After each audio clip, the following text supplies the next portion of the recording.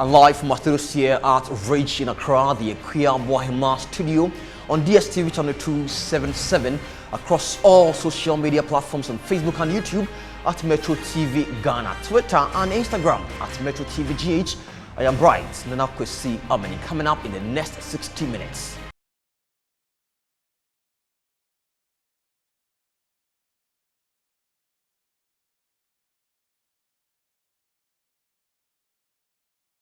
Test run underway in the Yellow and Lower Menyakrobo municipalities to restore power almost a month after the area was cut from the national grid over a misunderstanding. We will bring you live situation report from the area.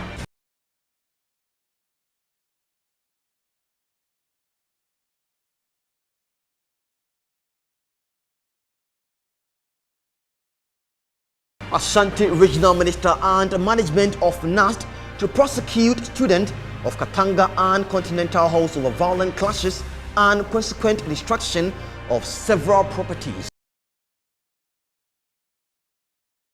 Meanwhile, Commonwealth Hall Council rejects basis for the dismissal of the Hall Master and Senior Tutor by the University of Ghana Management following violent clashes which left properties destroyed and several students injured. In business, traders and travelers within the West African sub-region feel the brand of the depreciating cedi as it hits 10 Ghana cedis to $1.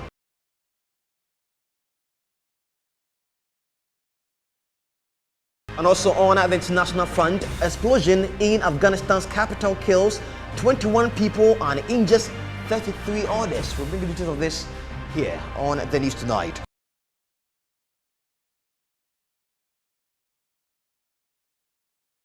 And thank you for joining us here on the news tonight. First in the bulletin, the conduct of integrity test on all power transmission lines and electricity infrastructure in the area. Now let's bring what more is happening there in the Krobo, where as at this evening, according to our sources, the line was restored but was later taken away. And it says here that the national grid over misunderstanding. Now, reliable sources reviewed that power restored earlier this evening for a while. The latest development comes after series of agitations by residents and stakeholder consultations between the Electricity Company of Ghana, the Energy Ministry, the Defense Ministry, the people of Krobo, among others, to settle the impasse. Since July 27 this year, the area has been without electricity due to the decision of the ECG to cut power to the area following actions by a section of the people not to allow the company to replace their postpaid meters with prepaid ones. The concerns are premised on the misunderstanding between the people of ECG on billing. A release by the Ministry of National Security dated 17th of August this year provided a roadmap to restore power to Krobo. Let's turn to the video wall to bring you the speed of details here this evening. And as you can see on your screen tonight here, this says the conduct of integrity test on all power transmission lines and electricity infrastructure in the area. The resumption of installation of prepaid meters following the restoration of electricity supply to the areas. The deployment of security personnel to the said areas to ensure law and order during the installation of prepaid meters. The provision of technical assistance by the 49 Field Engineers Regiment of the Ghana Armed Forces to ECG technicians during the installation process, and the arrest of persons whose conduct threatens to disrupt the exercise.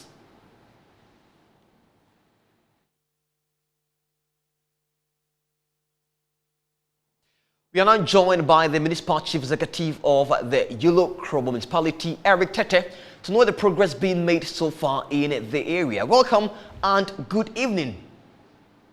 Good evening, my brother. Great to have you tonight. Now, we understand power was restored tonight, albeit briefly. What has officials been up to?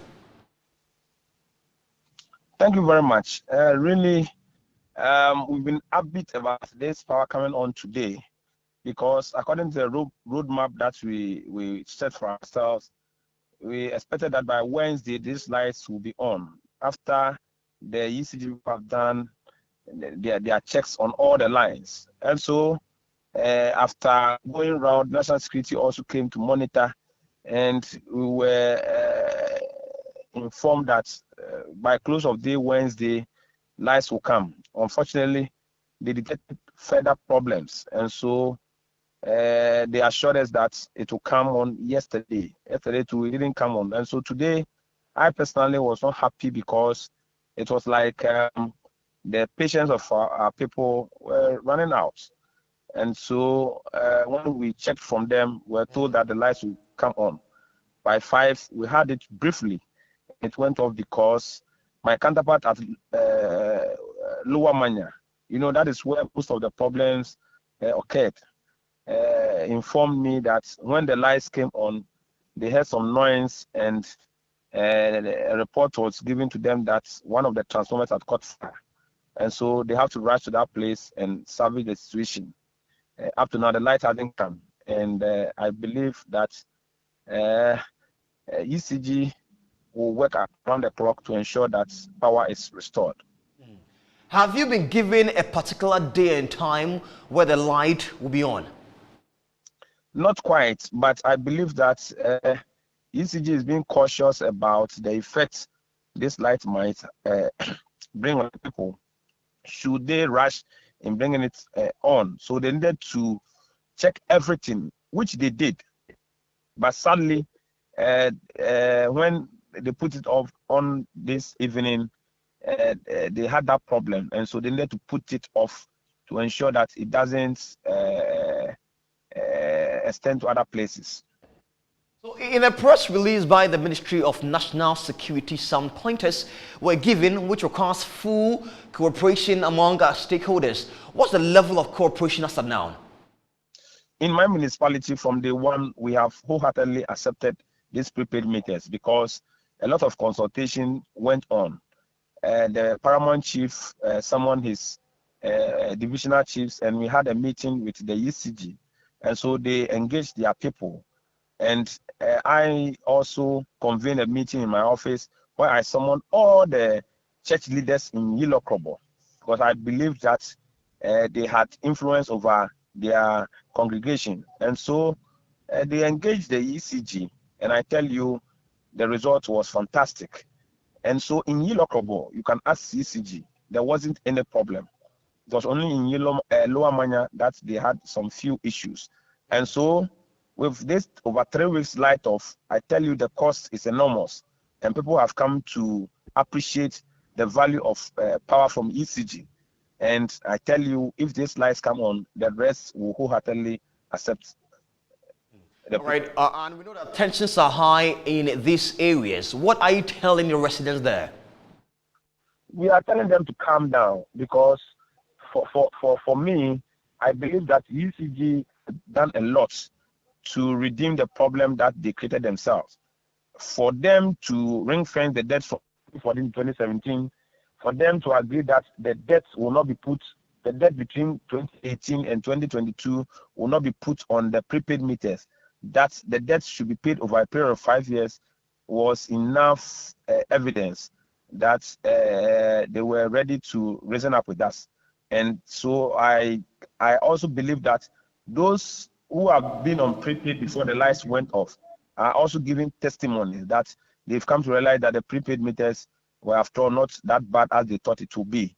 And so with the testimony and the costs that people have incurred in this light off, I believe people will be glad to ensure that at least we succeed in getting power from ECG.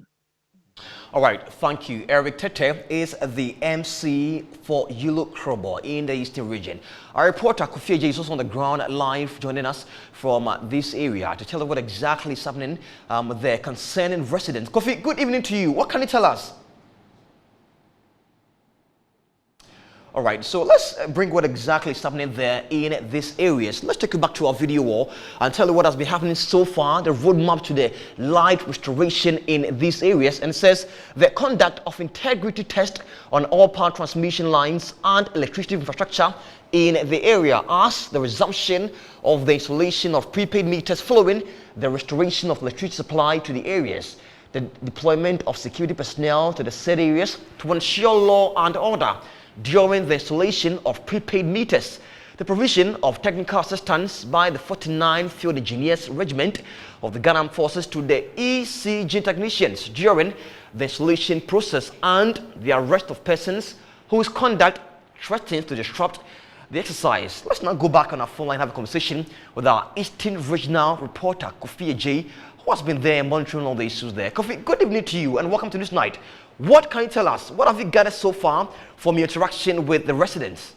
Yeah, from Friday coming, the what do we call it? The two major traditional paramount chiefs and the two MMDCs on the land engaged the people at the Jubilee House, then with the National Security Minister. Then they started a roadmap as to when they will have to on the light. Now, the ECG boss assured the people that on Wednesday the light will come.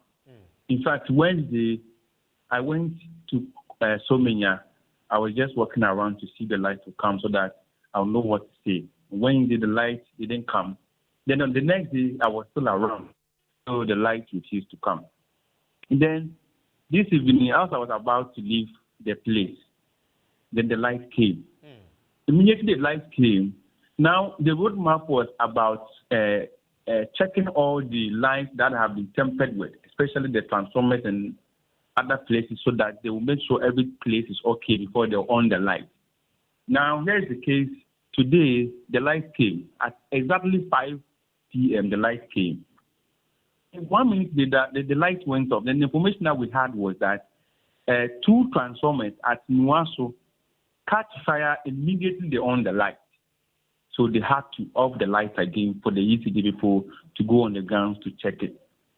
So now the light hasn't come. I'm sure they are still on ground checking. And the residents were talking that on Friday you said you are checking the light.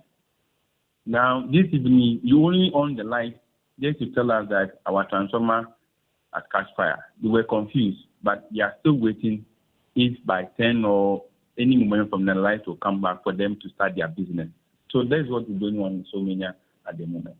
But in your interaction with these residents, do you feel that they feel their concerns are being addressed? This afternoon, the MC for Yulu was very angry because they feel disrespected in a way, because they think till now, especially the Roman father that I talked to, so now people are writing, these students are writing their exams and a whole lot is happening, and the place is shut down for a long time. Now today you promise that you give them light, then here is the case, you on the light. You know, they think they were just joking with their mind or they're just playing with them. So some of them are still put just to see if the light will come tonight or the next day. All right, thank you. Kofi Ajay is our Eastern Regional correspondent, telling us what is happening there in these areas. Yulu, Krobo and Menya there in the Eastern region. As at 5 p.m., like you mentioned, the line was restored, but a few seconds and minutes later, it was taken away. We'll go back to him later for more update as to what is happening there in the area. Away from that for now, the management of the Kwame Nkrumah University of Science and Technology has suspended all public gatherings in the university. This decision comes on the back of a recent riot between the two great halls in the university. There is more in this report by our Shanti Regional correspondent, Abdul Basit Suleiman. Activities suspended by the school include the ongoing University Hall Week celebration and upcoming Student Representative Council Week. This decision was reached after a meeting with the university's executive committee to aid in investigations that led to the clash between the University Hall, Katanga, and Unity Hall, Kunti, on Thursday, August 20, 2022. A statement issued after the meeting and signed by the registrar, Andrew Kwesi Boateng, established any event that will require the massing up of students is banned until further notice, and security checks of persons and vehicles entering and exiting the campus may be carried out at random. The university's public relations officer, Dr. Daniel Norris Bekwe, revealed the authorities have gathered some CCTV footage and identified most of the students involved in the riot. He was quick to add these footages will be handed over to the police as evidence for further investigations and prosecution. We have been trying to gather evidence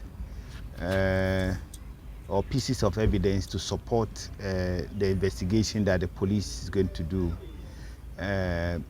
Already we know from yesterday we have been able to put together a lot of CCTV footages which identifies students from the university hall, and then some students from Castle Hayford Hall in Cape Coast. We also know that those who sustain severe injuries, one of them happens to be a KNUST student, one is from Castle Hayford, and his injury is quite severe, so he's at Konfanochi Teaching Hospital. The school's management said University Hall, Katanga, will bear the cost of damages of properties, including the vehicles which were smashed. The University Hall will bear the cost of repairs to the vehicles that were damaged, and then as well as other properties that were damaged at the Unity Hall. Meanwhile, calm has returned on campus as police patrol and visibility intensified, with students seen freely going about their academic duties. Regional Security Council Chairman, who is also Ashanti Regional Minister, Simon Osei-Mensah, joins us via phone now. Good evening to you, sir. Now, did you gather early intelligence on this, according to the statement released? Yeah, we got intelligence. It was a bit foolish. Actually, when I got the information, I was in Accra. So I had to inform security agencies to quickly write a press release, which they did. So if you look at the press release, you realize that it was signed for.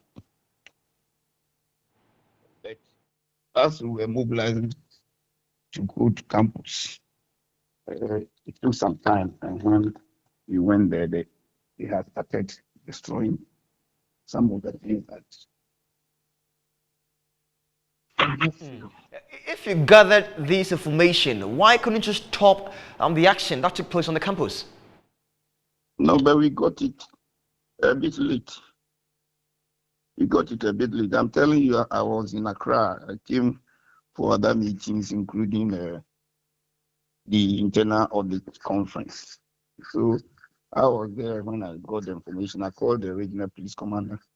He had also received the information that they were going to organize halt week, and the intel they also picked was that they were going to attack Unity Hall. And that is when I called also the military that they should send the joint patrol, which is the Operation Calm Life, to go and support the police. It was a bit too late when they got there. Have you had any discussions with officials of the school yet? No, I've had briefing. When I arrived today, I got briefing from the police and then the military. They've checked the. Forgive me that I'm breaking. I'm not feeling too well. I'm having problem with my stomach. The briefing I got from them is that they've looked at the footage. So far, they got 2 people. They could identify 2 people, and those 2 people are not even current students. They are former students of the university. So they're investigating. They've been able to identify some 3 others, which they are also checking the background to find out whether they are current students and then or maybe past students. You know, anytime such things happen, the nearby community, some of them rush to join them, and creates a lot of problems. But going forward, we'll find the best way of solving it. Unlike previous ones where we got the intelligence a bit early, this one we didn't get it early. And that is why these things happened. This one, it was a bit too late. Besides that, even RESEC took a decision that we are going to organize Vice Chancellor's Forum for all the universities within the Ashanti region. Almost all of them have responded. We are doing that so that we meet them every quarter to discuss security issues on campus. Hopefully, maybe if you are able to put that in place, it will help us speed up some of these actions. All right, Because thank you. you cannot just immediately go to the campus, because the campus itself has its security, internal security. All right. So before you move in, you have to have discussions with the Vice Chancellor and the team before you can move it. Right. Thank you for your time. That's here tonight on the news. Simon Osei-Mensah is the Regional Security Council in the Ashanti region, and also he is the Ashanti Regional Minister. He joined us here on the news tonight for conversation on clash on NAST campus. We wish you well and hope you get well soon. Away from that for now, the Commonwealth Hall of the University of Ghana has rejected reasons given by the University's Council for the suspension of the Hall Master and Senior Tutor for the recent clashes between students on campus.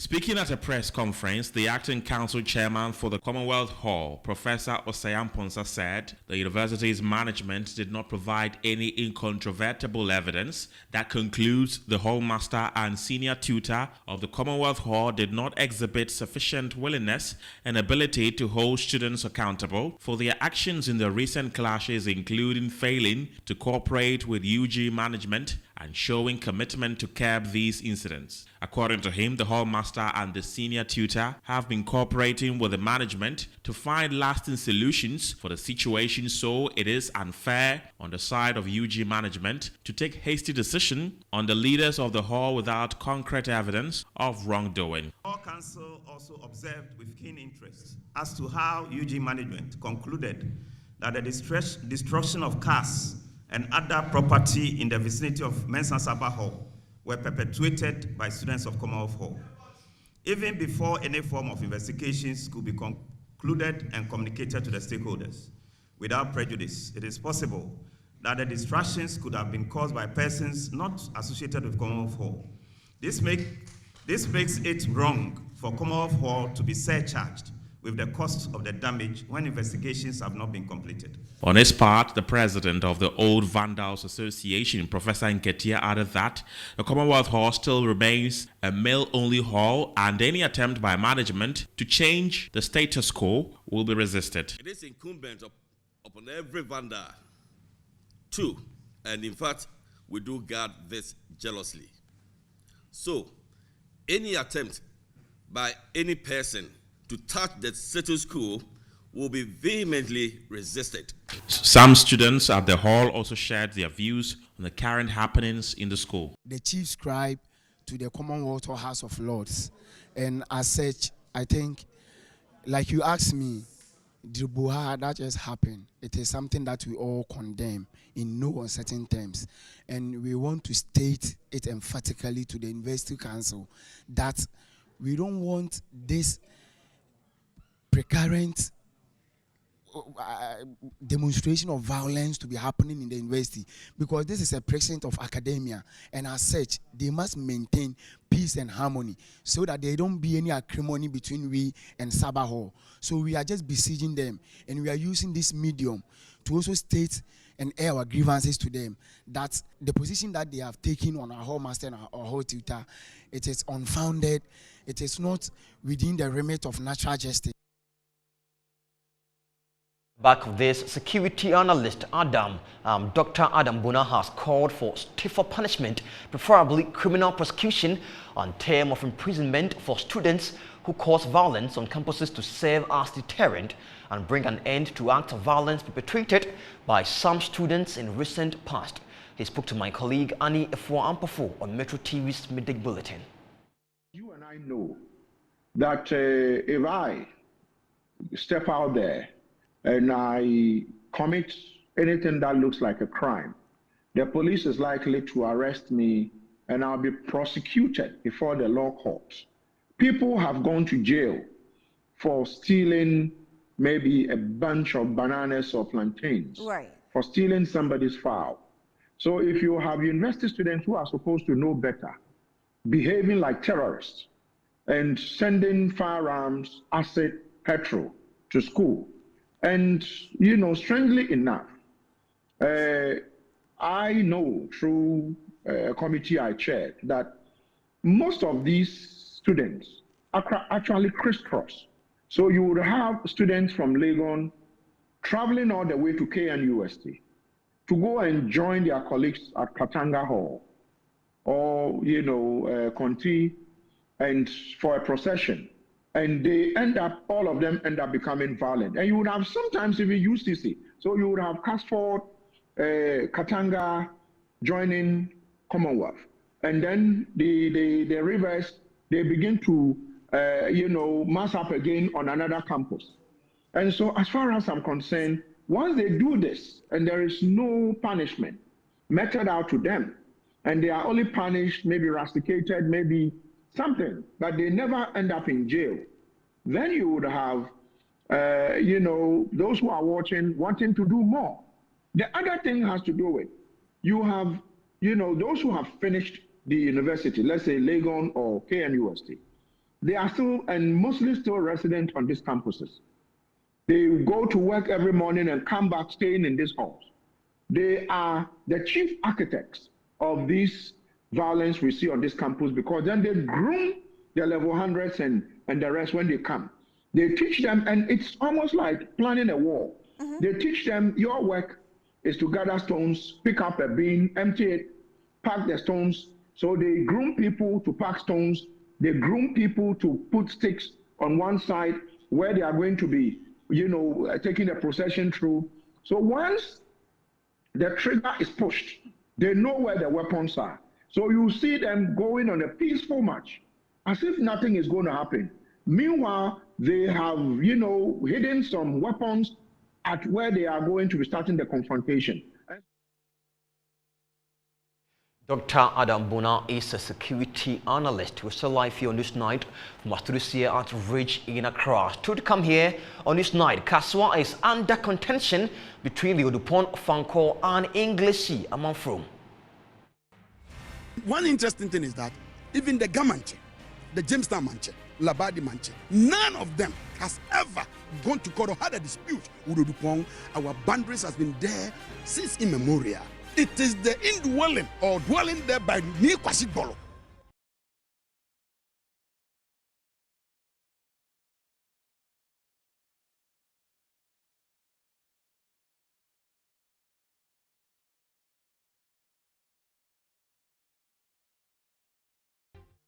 Welcome back to News Night.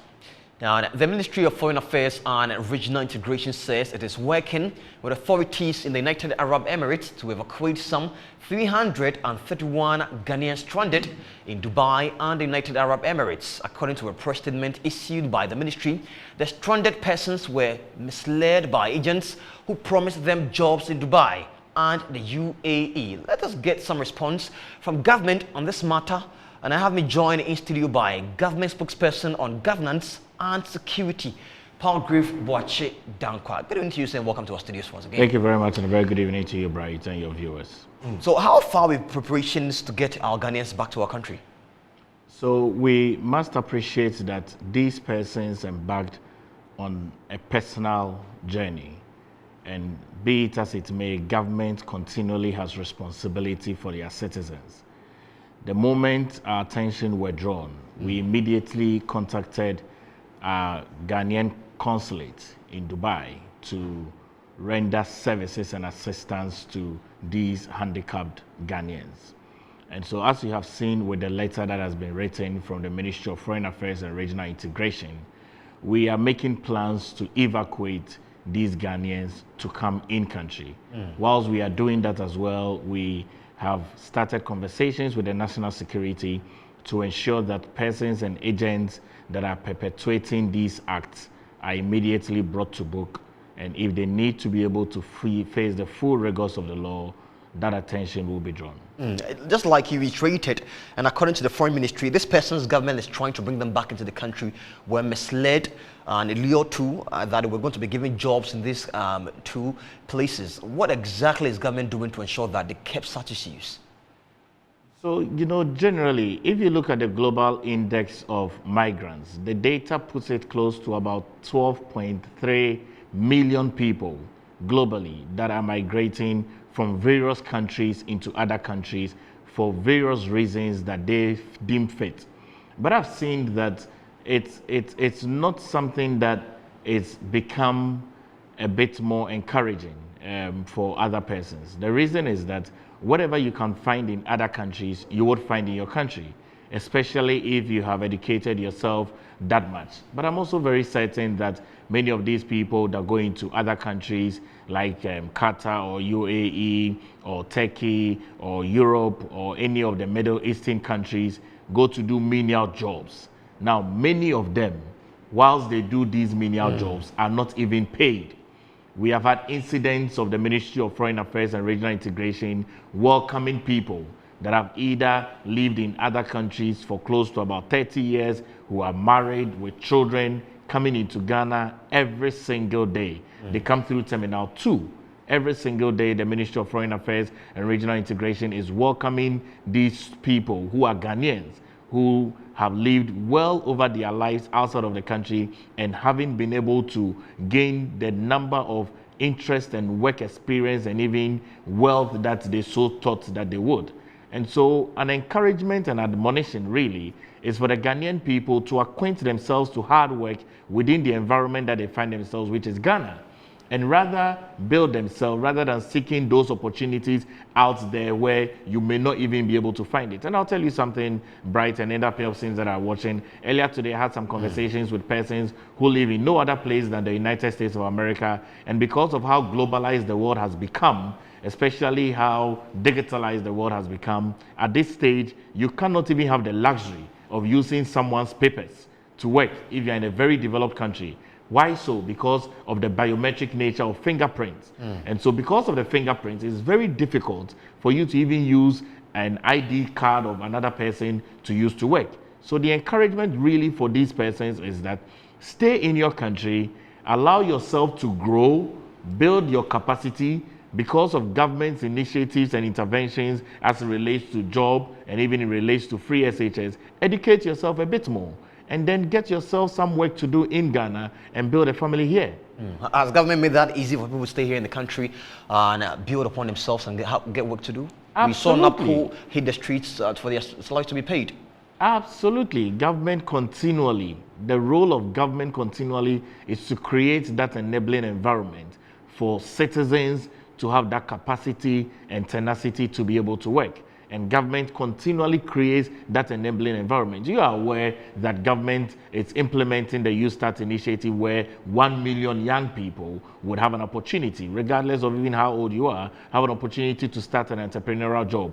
We admit that not everyone can be an entrepreneur, but we also admit that someone can be an entrepreneur to employ one who cannot be an entrepreneur. And I've stated that if these 1 million persons, each of them employ 20 people, that's 20 million jobs created under the leadership and vision of President Nana Addo Dankwa Akufo-Addo. You just mentioned You Start. That isn't really part of the conversation, but since you brought it up, how do we have this initiative going whilst we are dealing with salaries and payment for NAFCO trainees? How do we get that done?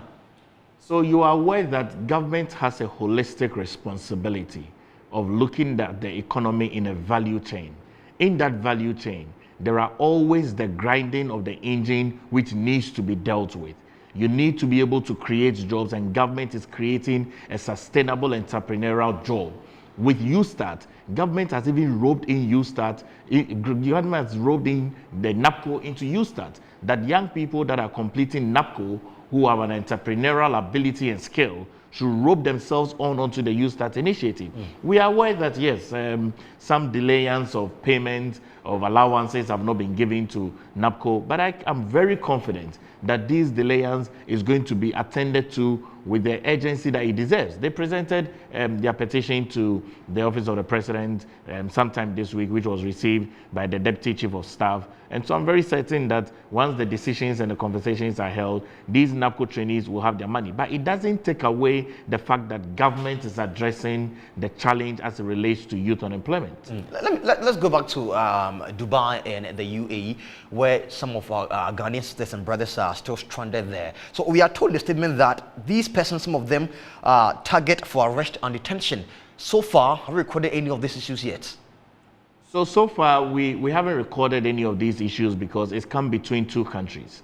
And we always have a foreign policy, which is why our country has stepped in to make sure that we evacuate these Ghanaians. But really also to send a word of caution to Ghanaians who are traveling out there.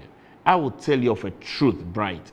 2 weeks ago, I was in South Africa. Arriving in Oliver Tambo Airport, I met a young lady who is Ghanaian, who was traveling to South Africa for the very first time. He got to the immigration and he started speaking Twi. He had a phone on his ear and was asking the person who was going to receive him, "Medu immigration, then Amenka," which means I have gotten to the immigration, what should I say? Now, after I helped with the process of the conversation, the immigration officer followed the lady to exit the airport to be sure of the person that was coming to pick the lady up. And I'm certain that this lady had gone to South Africa because she's a hairdresser and she'll be able to get some work to do. The real admonition is that each country have their rules and regulation.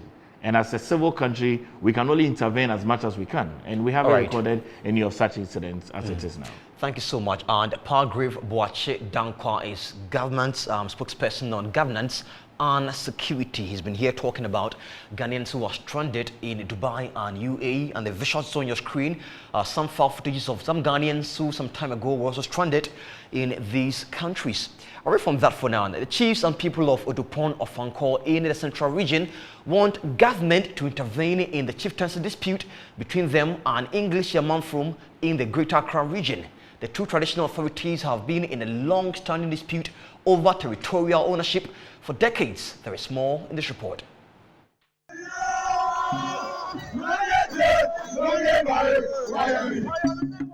The Odupon of Ankor Traditional Authority is worried over a purported judgment at the appeals court that sought to cede portions of Kaswa, which belongs to the Odupon of Ankor, to English Yamanfro Traditional Council in the Greater Accra region. The English Yamanfro Traditional Council, in a recent media publication, claimed ownership of some parts of Kaswa. If the claims of the English Yamanfro is anything to go by, the Central Business District, which has the Kaswa Old Market and two bus terminals, will now become part of the Greater Accra region instead of the Central region. Chief of English Yamanfro, Ni Kwashigbolo IV, announced that they've had a ruling to that effect. We filed what we got to what we had earlier. There's judgment made for us, and Kaswa has become part of Amanfro. The new market and old market, including the two bus terminals, are ours. However, the chiefs and people of Odupon of Ankor are accusing the English Yamanfro Traditional Council of throwing dust into the eyes of the citizens, since the boundary of English Yamanfro ends at Iron City and not in Kaswa as it is being purported. At a press conference to press home their demand, spokesperson for the Odupon of Ankor stool, Dr. Akutia Obeng, said former President Ike Echampon, during the construction of the Wager Dam, gave the current place where the people of English Yamanfro occupy to them for a temporary stay to be released back to Odupon of Ankor, but government failed to do so. The necessary decision is that we are appealing to the government to advise Ni Kwashigbolo that he should desist from throwing dust into the eyes of the people. Moreover, we want to remind him, if he doesn't know, maybe he wasn't born by then. Where he's dwelling is called Dokuche Kopi. It is for Nayudupu. It is never for the gas. And one interesting thing is that even the Gamanche, the Jamestown Manche, Labadi Manche, none of them has ever gone to court or had a dispute with Odupon. Our boundaries has been there since immemorial. We are still live from our studios here at Region Accra, and this is News Night. After the break, Kenneth just will be here with business.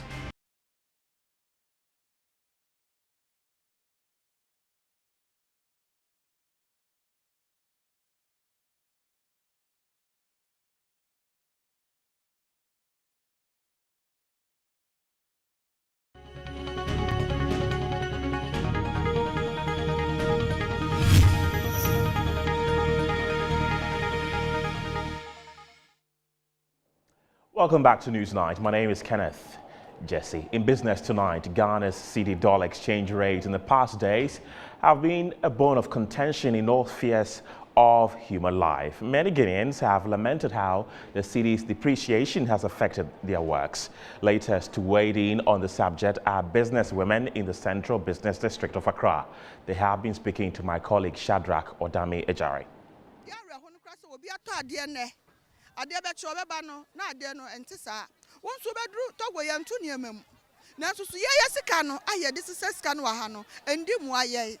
Prices in Ghana keeps increasing by the day, even though prices in Togo have been constant. Our businesses are greatly affected by the exchange. 15 to 15.5.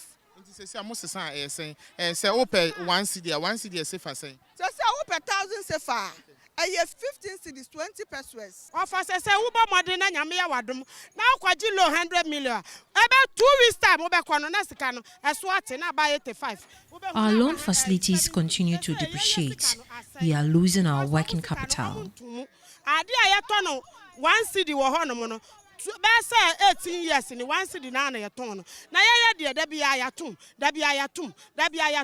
and ya sefa I 16 cedi. First no na sefa I 6 cedis. Ababa be do 16 cedis. 16 cedis no. The exchange rate keeps soaring. We really regret voting the incumbent party into power. Me come on na tia say matoba anu me ho. Eto nyina ba umia se okwakoche dollar ba. Watch dollar ni baby ono onyane mada on suma me be go chenaba na dollar ni series amra from ni abradai ya tie mem ni abra sa adai sika no akosoro dollar ni kosoro sefa ni kosoro uko mo ho a no mo so maka kire o say dollar kosoro ho sefa nso so kosoro. All the currencies are rising. So let's look at the cedi's performance against the major trading currencies.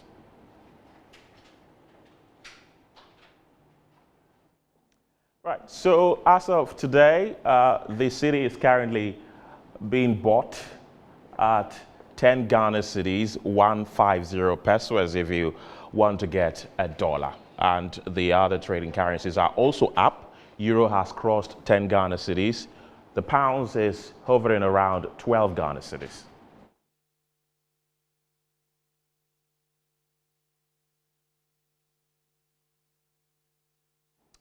Now, economist and a senior lecturer, Daniel Osabute, has opined that the measures announced by the Bank of Ghana to tackle the depreciating cedi will just work in the short term. He added that the COVID-19 and Ukraine war has only exposed the country's weak economic fundamentals.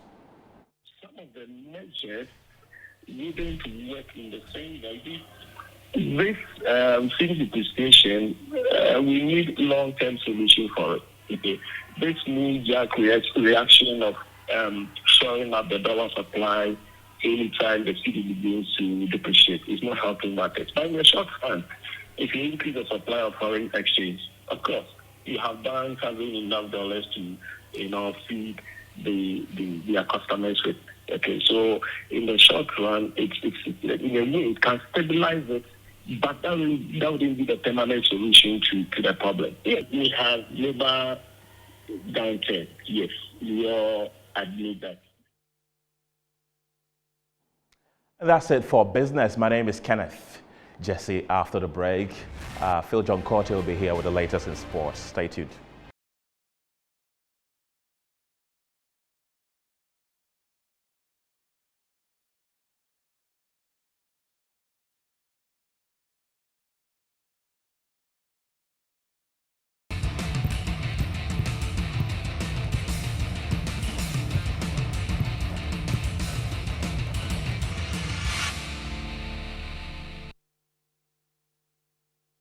My name is Phil John Corte, and it's time for sports. With less than 100 days to the start of the 2022 World Cup stage in Qatar, we're being told that one of the stadiums that will host Ghana is one of the matches involving Ghana and Uruguay is ready. We're talking about the Al Janoub Stadium. Al Janoub Stadium. Established in one of Qatar's oldest neighborhoods, Al Janoub Stadium was designed by the renowned British Iraqi architect Zaha Hadid, famous for the London Olympics Aquatic Center and Beijing Daxing Airport. Sadly, Hadid died in 2016 and never witnessed the stunning postmodern and neo-futurist design she conceived. It wasn't merely a futuristic vision, however. The swooping, frilled curves are meant to mirror the sails of traditional dhow boats used by pearl divers to weave through the tumultuous currents of the Persian Gulf. It's not hard to see the similarity. In fact, the curvilinear roof gives spectators the feeling of being on a ship, and the bowed beams holding up the roof also resemble a ship's hull. It's a beautiful nod to the seafaring history of Al Waqra. So certainly, most Ghanaians will be there when Ghana play against Uruguay at the World Cup. Let's go to the United Kingdom and focus on the EPL. It'll be Liverpool playing against Manchester United on Monday, but prior to that, in London, will be Tottenham playing against Wolves. In the city of Liverpool, that's the blue side, Everton will take on Nottingham Forest. The guys from St. Mary's travel all the way to the King Power Stadium, that is Leicester City. In Creighton Cottage, Fulham will play against Brentford. Villa Park will run all the way to Selhurst Park because it's Crystal Palace playing against Aston Villa. Then Arsenal, who are flying the EPL, will go to Bournemouth. In London, West Ham will welcome Brighton, who has problems for Manchester United last time they played. Then Chelsea will go to Ellen Road and play against Leeds United. At St. James Park, Newcastle will play against Manchester City, who are leading. Then on Monday, football rivalry will rekindle once again in the EPL as Manchester United at home versus Liverpool. Ten Hag versus Jurgen Klopp. Well, that's your sports. My name is Phil John Quarty. Up next, Showbiz.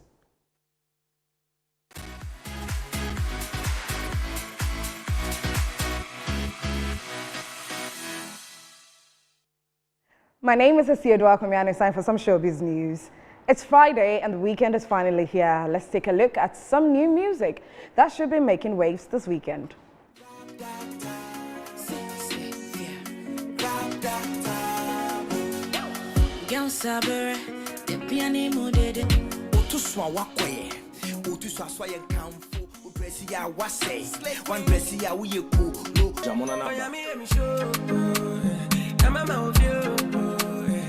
Me free me chrome bank crying. Na me homo bro, na me life net time. And it does only want so mean to mean sign. Single room be made them a paddy be na ni nyai. We back again. Y'all know ready for this. Master 10 midnight calling to me. Ukatuma, long you pie mbidira. My baby, miss me.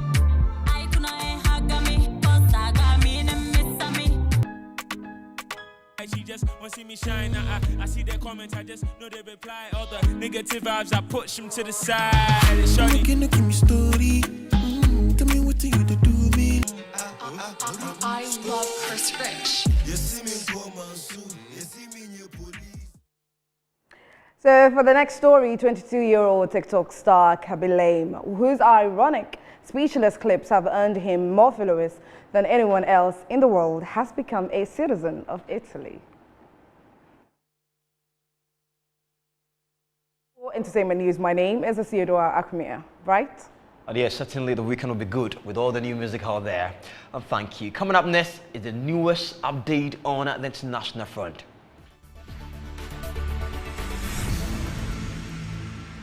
The spokesperson for the Ethiopian Prime Minister's office says the 7-member peace committee has drawn up a proposal to start ceasefire talks with the rebels and end the war in the northern region. The TPLF rebels dismissed the committee's call as an obfuscation. If both sides have named negotiators, the parties differ on several issues and prerequisites to the talks. A visiting U.S. senator says he has encouraged Kenya's outgoing president to undertake a peaceful transition of power amid the latest election crisis in East Africa's most stable democracy. According to Coons, he has discussed with President Uhuru Kenyatta ways in which Kenyatta can play a constructive peacemaking role after leaving office in the coming weeks. A rocket attack on a crowded market in Al-Bab in Syria has left at least 9 people dead and dozens injured. The attack on the town of Al-Bab came days after a Turkish airstrike killed at least 11 Syrian soldiers and US-backed Kurdish fighters.